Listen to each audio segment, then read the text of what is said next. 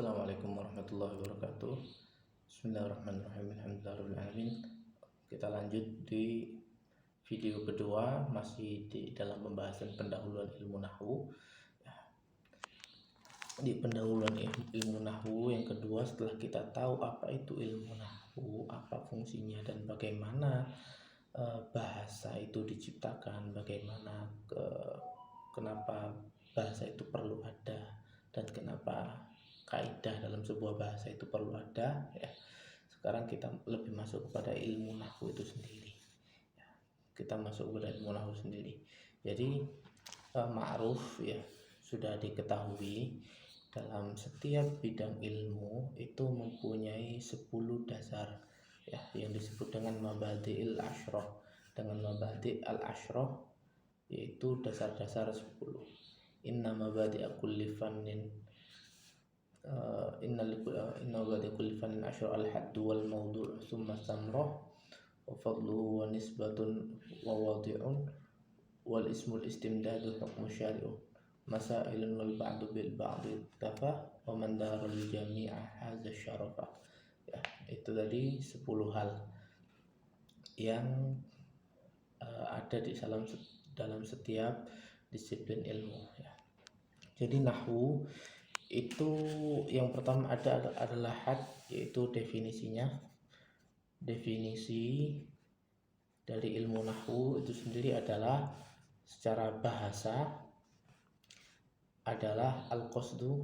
Definisinya secara bahasa adalah al-qasdu, yaitu menyengaja, ya. Nahautu, misalnya nahautu ila Makkata, saya menyengaja pergi menuju Makkah, yakni qasadtul Makkah, ya. Naha yanhu, nahautu, saya menuju. Al-qasdu itu maksudnya menuju atau menyengaja untuk datang ke situ, ya. Definisinya secara bahasa dan juga secara istilah atau ini secara etimologi, secara terminologi, bukan al-qasdu, ya. Istilah adalah ilmun bi usulin yu'rafu biha ahwal awakhiril kalim i'raban wa mabni wa binaan. Ilmu nahwu adalah ilmu untuk mengetahui kaidah-kaidah daripada akhir-akhir kata. Jadi seperti contoh yang dikemukakan di video sebelumnya, koma zaidun, ya. Nah, ini kan ada dua kata, ada kata koma dan ada kata zaidun, ya. Di sini koma akhirnya fathah, di sini zaidun akhirnya dhamma. Kenapa ini akhirnya di fathah dan kenapa ini akhirnya di dhamma? Pembahasannya kenapa, ya, itu jawabannya ada di dalam ilmu nahwu yang isinya adalah kaidah-kaidah yang membahas itu, ya. Kenapa? Karena aturannya begini. Kenapa aturannya begitu? Karena begini, ya. Semuanya punya alasan. Yang jelas kita tidak mendalami alasan-alasan itu semua, karena di sini kita belajar dasar, ya. Di sini kita belajar dasar, itu untuk tingkat lanjut. Kalau untuk kita mau belajar kenapa, jauh. Baik. Itu yang pertama adalah definisi. Yang kedua adalah objek yang dikaji. Objek yang dikaji. Mohon maaf kalau tulisan saya jelek, ya. Setidaknya untuk memudahkan bagi penonton untuk memahami tulisan saya dengan mendiktikannya juga. Objek yang dikaji yaitu adalah kalimat-kalimat atau kata-kata bahasa Arab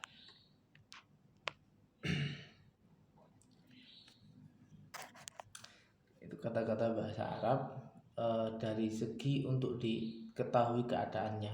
Seperti kembali lagi ke contoh ini aja, ya. Kita lebih nggak memperbanyak contoh biar tidak bingung, ya. Jadi koma zaitun ini kan punya keadaan, koma ini apa keadaannya? Dia adalah fi'il madhi, mabni fathah ya. Fathah ini sini berarti dia adalah tanda bina. Tanda bina. Bina adalah lawannya dari i'rab. Nah, di zaitun ini dia mu'rab atau bisa di i'rab ya. Zaitun bisa di i'rab dan dia alamat i'rabnya adalah dhamma ini tadi ya. Dhamma. Kenapa itu tadi? Lagi-lagi kenapa ini kembali kepada ilmu nahwu, dan ini adalah objek contoh daripada objek yang dikaji di dalam ilmu nahwu, seperti kata qoma zaidun ini, karena dia adalah kata yang atau kalimat yang berupa bahasa Arab ya. Objeknya yang dikaji bukan cuma sekedar katanya, tapi keadaannya. Kenapa apa keadaannya ini gitu. Itu adalah objeknya. Kemudian selanjutnya adalah samroh, yaitu buah dari belajar ini, dari belajar nahwu itu apa? Yaitu at-taharrus anil khata', menjaga diri untuk salah dalam pengucapan ataupun memahami ya. Jadi misal kita dalam mengucapkan bahasa Arab, seseorang mungkin dia bisa merasa untuk mengucapkan bahasa Arab, dia boleh merasa untuk berbicara bahasa Arab yang fasih, tapi penentunya apakah benar dia berbicara bahasa Arab yang fasih atau tidak adalah kesesuaian kata yang dia ucapkan dengan kaidah-kaidah yang ada di situ, yaitu di kaidah nahwu dan kaidah shorof dan ilmu-ilmu yang lain. Itu samranya taharus anil khata', menjaga diri atau agar terhindar dari kesalahan baik dalam pengucapan ataupun dalam memahami ya. Karena fungsi bahasa itu kembali lagi kepada video yang kemarin, fungsi bahasa itu adalah untuk menyambung kontak antara hati satu orang dengan orang lain ya. Jadi isi hati satu orang dengan orang lain masing-masing punya makna ya. Orang ini mau menyampaikan sesuatu, si A mau ngomong dengan si B ya. Nah, dia untuk cara bisa mengemukakan apa yang dia rasakan kepada si B, maka dia butuh media yang namanya bahasa. Lagi-lagi ini adalah pembahasan video sebelumnya sebenarnya ya. Ini adalah pembahasan di video sebelumnya. Ini A butuh komunikasi dengan B karena karena ada keperluan sesuatu ya, maka dia butuh media berupa bahasa ya.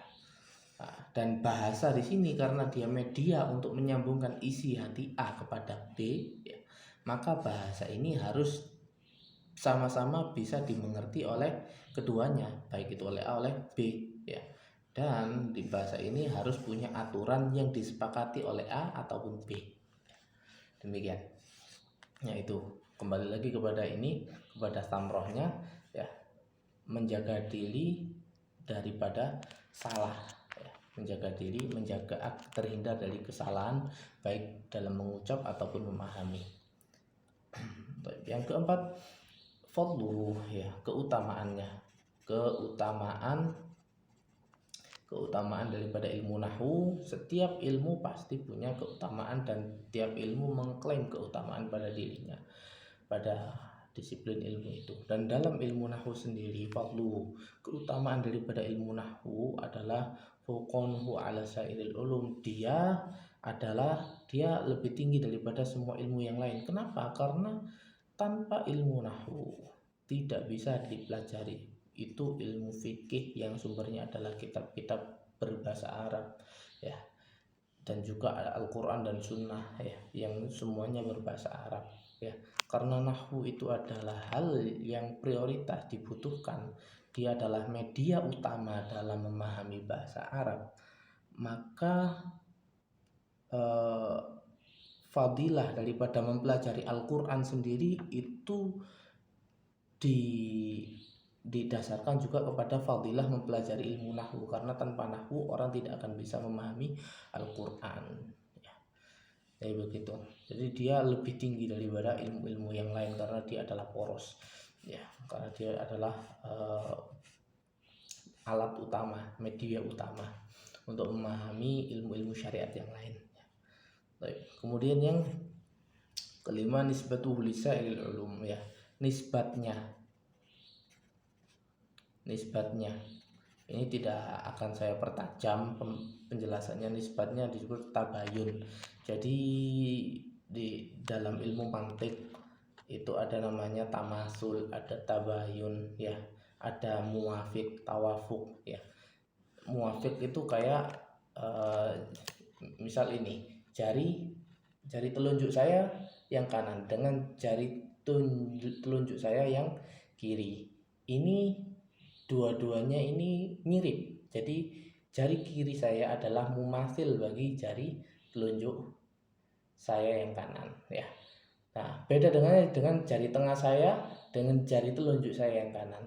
Ini tabayun, yakni beda dia. Dia beda, hal lain ya. Hal lain, bukan kontra atau bukan lawannya, tapi dia hal lain. Buka jari telunjuk bukanlah jari tengah bukanlah jari telunjuk ya. Begitu juga dengan ilmu nahwu, dia tabayun kepada ilmu-ilmu yang lain. Beda dengan ilmu sorof, dia beda dengan ilmu balaghah, dia beda dengan ilmu mantik, beda dengan ilmu kalam, ilmu akidah, ilmu tafsir, dia beda. Dia punya ciri khasnya sendiri. Kemudian yang keenam, wadi'uhu, pencetusnya. Pencetus daripada ilmu nahwu adalah Abul Aswad Ad-Du'ali ya. Abu al-Aswad Ad-Du'ali.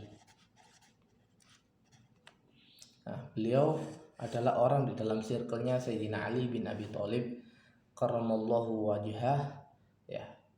Beliau ini diberi isyarat sama Sayyidina Ali karena memang bahasa Arab sendiri makin lama ya, sejak zaman Nabi, terutama sejak di zaman-zaman ekspansi, zamannya Sayyidina Utsman, Sayyidina Umar, itu ada degradasi kepada keabsahan bahasa yang diucapkan oleh masyarakat. Nah, itu sebabnya banyak tentang himbauan-himbauan untuk belajar bahasa Arab di zamannya Sayyidina Umar. Sayyidina Umar menghimbau sekali orang-orang Muslim untuk belajar bahasa Arab, untuk memelihara bahasa Arab itu karena dikhawatirkan punah ya.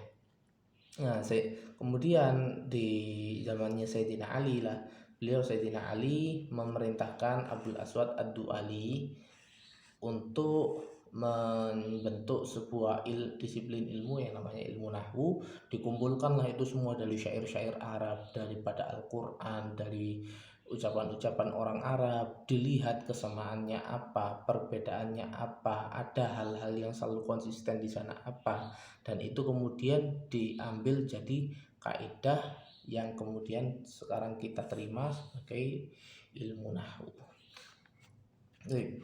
Itu pencetusnya. Yang ketujuh adalah namanya ilmu nahwu. Dia punya nama lain yang ilmu Arabiyah ya. Ilmu Arabiyah karena saking lekatnya ilmu nahwu dengan bahasa Arab, maka dia adalah sampai dia kalau disebut dengan ilmu Arabiyah itu maka tidak lain dan tidak bukan adalah ilmu nahwu. Pasti di situ ilmu nahwu. Ilmu tentang bahasa Arab ya, tentang tata bahasa Arab itu memang bukan cuma nahwu, tapi ilmu nahwu adalah hal yang paling pokok di sana, hal yang media utama ya, hal paling penting dibanding dengan ilmu-ilmu bahasa Arab yang lain. Kemudian yang ke-8 istimdaduhu ya, ini nama. Terus kemudian yang 8 nama lain ya, nama lain. Kemudian yang ke-8 istimdaduhu, dari mana dia diambil ya. Istimdadnya dari mana dia diambil. Tadi kan ini beda dengan istimdad, beda dengan objek ya. Kalau objek adalah keadaan daripada kata itu sendiri atau kalimat itu sendiri. Tapi kalau istimdad ini adalah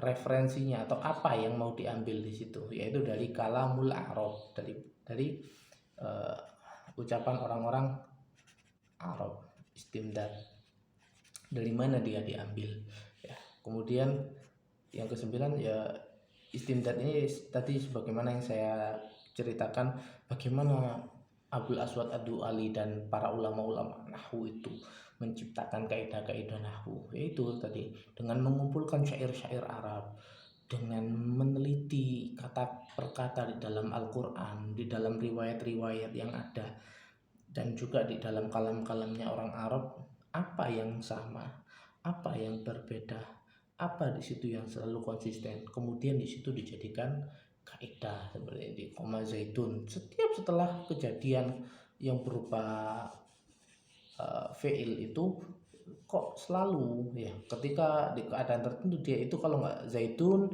ya muslimuna atau muslimani atau muslimatun atau misalnya ya, atau ja'a Abu Zaidin ya, Abu Zaidin. Itu nanti kita bahas di pembahasan selanjutnya ketika kita sudah masuk di jurnya ya. Jadi kita ini kembali lagi ke pendahuluan ilmu nahwu. Kemudian 9 hukum syari', hukum mempelajarinya. Kembali ini hukum yang dimaksud adalah hukum syariatnya ya. Hukum mempelajarinya adalah wujub kifai, wajib kifayah atau fardu kifayah bagi bagi tiap penduduk daerah. Jadi di tiap daerah itu perlu ada orang yang mutafaqih fiddin, perlu ada orang yang mau untuk mendalami ilmu syariat ya. Maka di situ juga perlu ada orang yang mendalami ilmu nahwu agar bahasa Arab, lagi-lagi untuk memelihara bahasa Arab, karena memelihara bahasa Arab adalah termasuk bagian daripada memelihara keberlangsungannya bisa dipelajarinya ilmu syariat ya, bisa dipelajarinya Al-Quran dan hadis. Itu yang ke-10 masailuhu, masalah-masalah yang dibahas di dalamnya. Masalah yang dibahas di dalamnya adalah kaidah-kaidahnya yang dibahas di dalamnya, seperti fa'il itu harus di rofa. Apa itu rofa? Rofa punya alamat ini dan sebagainya, itu punya kaidah-kaidah ya. Fa'il harus rofa, naibul fa'il harus rofa ya. Badal harus mengikuti mubdal minhunya, na'at harus mengikuti man'utnya ya. Seperti itu nanti kita bahas di situ. Kita bahas di pembahasan jurumiyah. Allahu a'lam. Sampai sini videonya. Jika ada pertanyaan silakan tuliskan di komentar.